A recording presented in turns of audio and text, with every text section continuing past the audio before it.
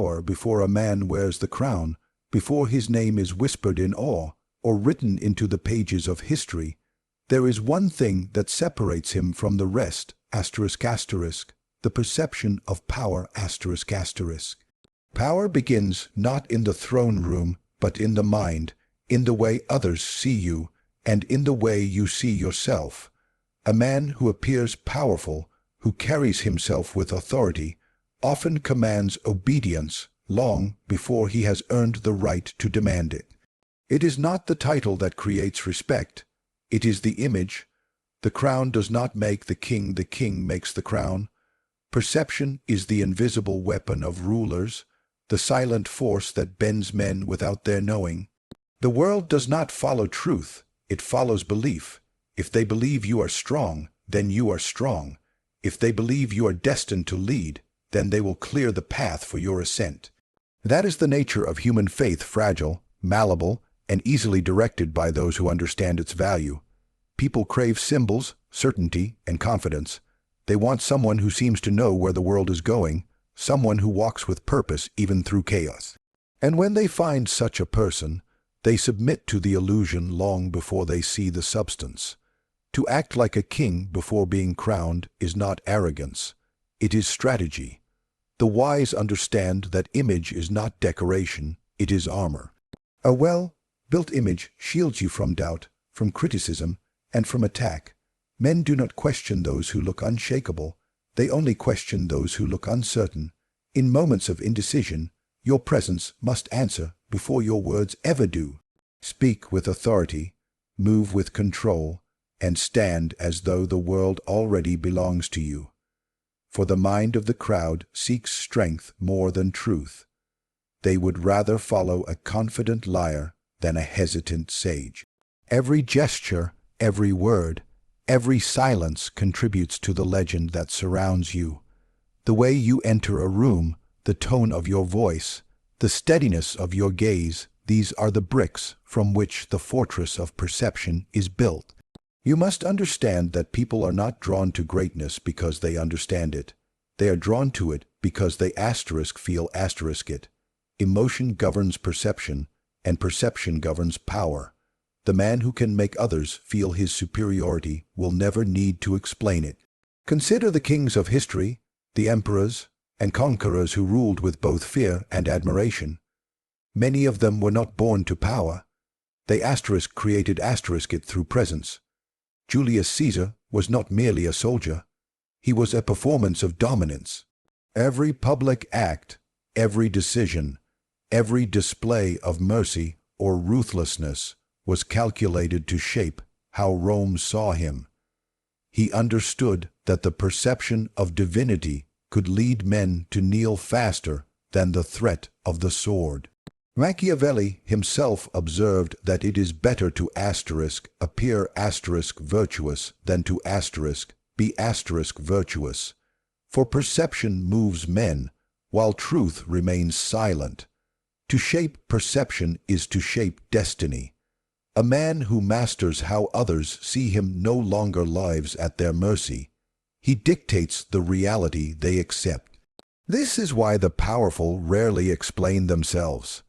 To explain is to admit vulnerability. It is to confess that others' understanding matters. The king does not explain. He declares, and his declaration becomes truth. If you wish to rule, speak less and mean more. Let your silence imply depth. Let your confidence imply strength. Let your every action whisper that you were always meant to lead. The art of perception also demands discipline. You cannot command respect if you cannot command yourself. A man ruled by emotion cannot rule others.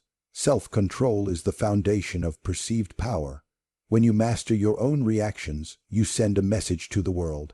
I am not moved by circumstance, I move circumstance. Those who cannot provoke you will fear you. Those who cannot read you will revere you. Your composure becomes your crown long before gold touches your head. Understand, too, that perception is a game of consistency. The illusion must never crack. One moment of weakness can undo months of dominance. Therefore, choose your image wisely and guard it fiercely. be deliberate in everything. Even your mistakes should appear as strategy. When you fall, fall like a lion resting, not a lamb collapsing. The crowd does not forgive weakness, it forgets it, but it remembers strength, especially the strength that appears effortless. In the court of power, truth is irrelevant unless it serves perception.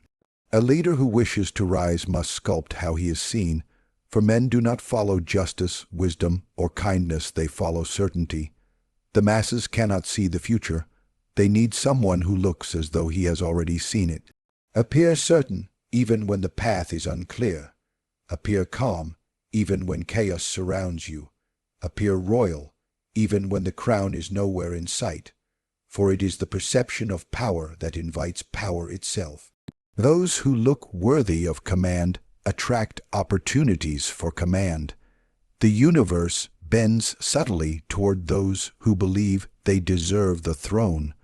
A man who moves like a king attracts the loyalty of subjects long before his reign begins.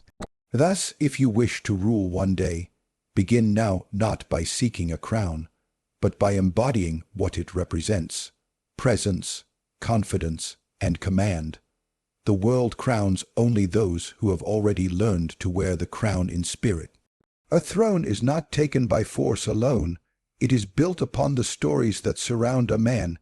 History is not written by the strongest, but by those who master the perception of strength. Power begins with a story, and the wise understand that to control the story is to control reality itself. The narrative shapes how others think, speak, and act in your presence. It determines whether they see you as a leader or a threat, a savior or a tyrant. Those who do not command their narrative become prisoners of the world's imagination. Those who do command it can shape their destiny before it even unfolds. To control the narrative is to become the architect of belief. The masses see only what they are shown. They do not search for truth. They search for meaning. Give them meaning, and they will surrender their judgment to your version of events. The most powerful rulers, from emperors to modern leaders, have always understood this. They wrote their legends before they earned them. Alexander the Great was not content to conquer lands. He ensured that poets and chroniclers would write of him as a demigod, the son of Zeus himself. By controlling his myth, he conquered the minds of men long before his armies conquered their cities. You must shape how others interpret your actions. Every move, every word must serve your narrative. If you wish to be seen as a visionary, speak like one even when you stand in the ruins of failure. If you wish to be seen as unbreakable, then never reveal your wounds. Those who appear consistent in their legend become untouchable. The man who can dictate the story others tell about him no longer needs to justify himself. Perception bends truth, and truth bends to the will of the one who speaks first and loudest. Silence, too, is part of the narrative. To control the story does not mean to speak constantly. It means to know when to let others speak asterisk for asterisk you. Rumor, when properly guided, becomes an invisible ally. When the world speculates about you, ensure that their speculation serves your design. Let them wonder about your motives, your capabilities, your future. Mystery is power. A man wrapped in enigma commands attention even in absence. The less they know, the more they imagine, and imagination often paints in colors brighter than reality. In politics, in war, in life itself, the narrative is the battlefield unseen. Armies clash, empires rise and fall, but the story told afterward decides who was the hero and who was the villain. The victor is often not the one who fought hardest, but the one who ensured his version of the tale survived. You must think, as a ruler, even in obscurity, what image of you survives when you are not in the room? What do they say when your name is spoken behind closed doors? Power is not just the control of men, but the control of memory. The story people tell about you becomes your immortality. To command the narrative, one must first command emotion. Facts rarely move people, feelings do. A leader who can stir the heart controls the mind. Every symbol, every gesture, every act of defiance or generosity must evoke something in those who witness it. Caesar's mercy was as legendary as his vengeance, and both served his purpose. The story of his character was crafted not by accident, but by precision. He knew that to rule men's hearts, he must give them stories that justified his reign. Your power grows not from what you do, but from what they believe you do. The art lies in subtlety. The best manipulation is invisible.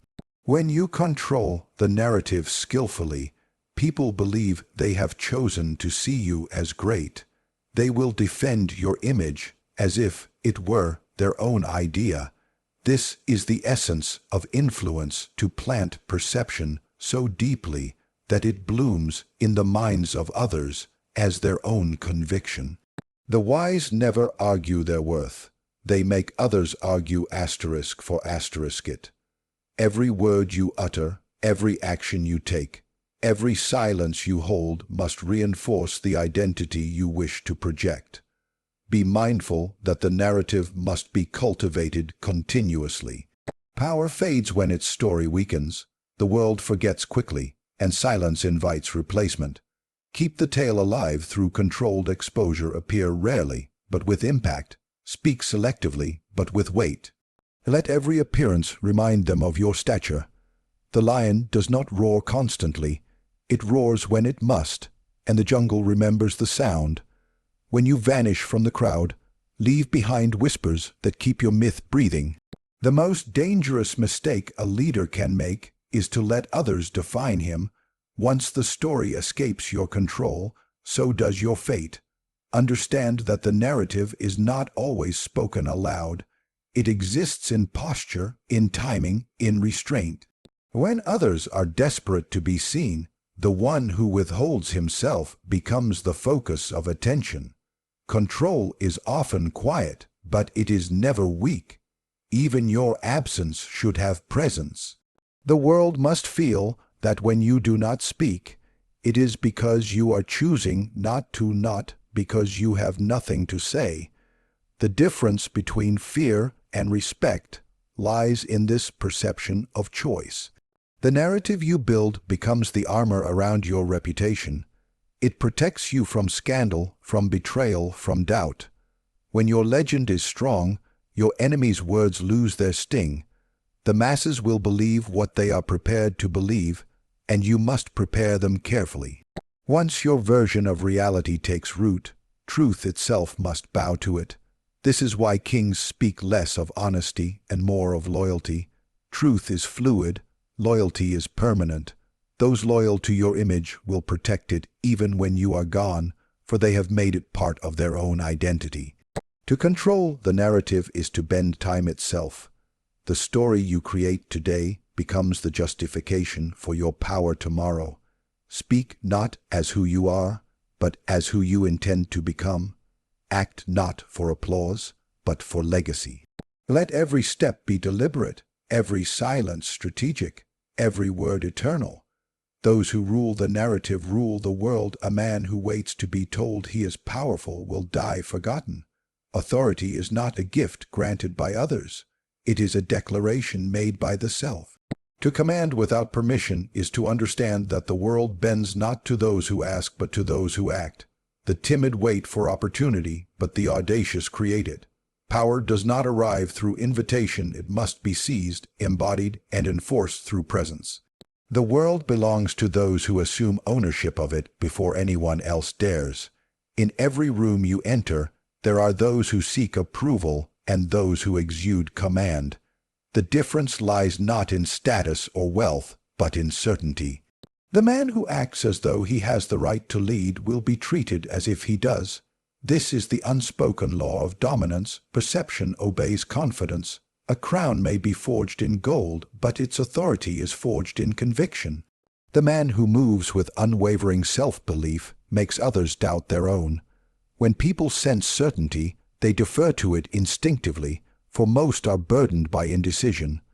The one who knows what he wants and acts decisively fills the vacuum of hesitation left by others. To command without permission does not mean to be reckless.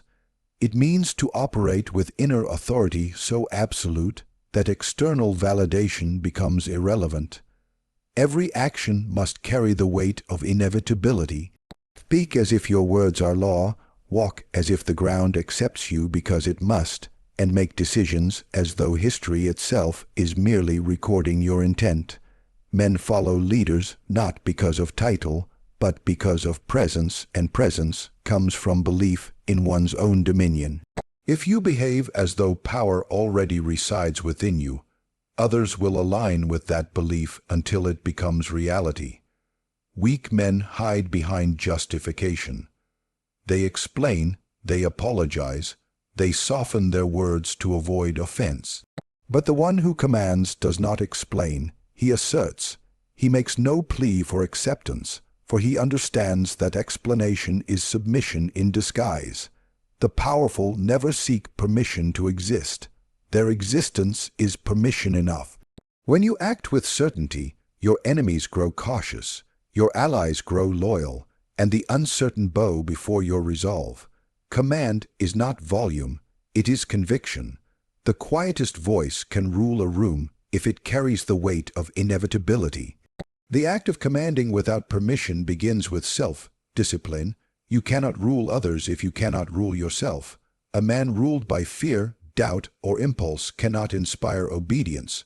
Authority is born from control of thought, of reaction, of desire. The one who commands must be unshaken by flattery or insult, for both are attempts to sway him. When others speak, listen as a strategist, not as a servant of their emotions. They will test your confidence.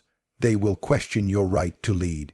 Answer, not with defense, but with direction. The true ruler does not join debates. He ends them with a decision.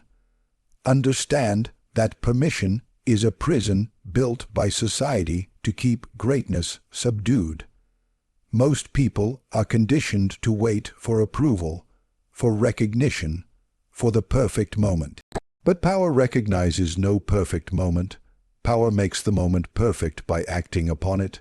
The difference between a king and a servant is not opportunity, but audacity. When you move first, when you speak as if your voice carries authority, when you lead without invitation, you train the world to follow your rhythm. Those who hesitate become instruments in your design. To command without permission also means to accept the burden of consequence. The one who acts decisively must bear the weight of his choices without complaint. Leadership is not comfort, it is clarity. When you decide do not look back, the crowd respects direction even when it leads into chaos, because certainty is rarer than correctness. The hesitant man may be right, but the decisive man will always rule. History remembers those who dared to act, not those who hesitated to be certain. Every act of command must be deliberate performance. The world is watching even when it pretends not to. Every gesture is a message, every silence a proclamation. When you enter a space, your demeanor must speak before your words do. I belong here, and I decide what happens here. People sense hierarchy instinctively. They measure your authority by how you carry yourself, how you handle interruption, how you regard opposition. To command without permission is to radiate dominance so naturally that even your presence imposes order. But command is not cruelty, it is mastery. The ruler who must shout to be obeyed has already lost respect. True command is the art of making others yield willingly. It is the control of tempo, when to advance, when to pause, when to strike. It is knowing that hesitation invites rebellion and that authority thrives on consistency. The leader who stands firm in storm and silence alike builds a legend of invincibility. The subjects obey not because they fear punishment, but because they fear chaos in his absence. Every empire, every dynasty, every institution of power was built by those who refused to wait. The first ruler of any kingdom was not appointed, He simply acted first and forced others to acknowledge his reign. Nature itself obeys this law. The lion does not ask the gazelle for consent. The storm does not ask the trees before it bends them. Power flows toward motion, toward decisiveness, toward the one who moves while others deliberate. Command without permission, and the crown will eventually arrive not as a gift, but as confirmation of what was already true. To command is to lead with such unshakable confidence that even resistance begins to serve you. Those who oppose you only amplify your authority, for their defiance makes your resolve visible. A man who knows his path cannot be threatened by opposition. It only defines the edges of his dominion. The key is not to be loved or feared, but to be undeniable. When you act as though your leadership is self-evident, when you cease to beg for permission to rule, the world will eventually recognize that you were its ruler all along. Power is not discovered, it is declared. The path to the crown does not begin with gold or applause, it begins with conviction, image, and will. To act like a king before you are crowned, is to embrace the truth that the world responds not to worthiness, but to certainty. Perception becomes your armor, narrative becomes your weapon, and command becomes your creed.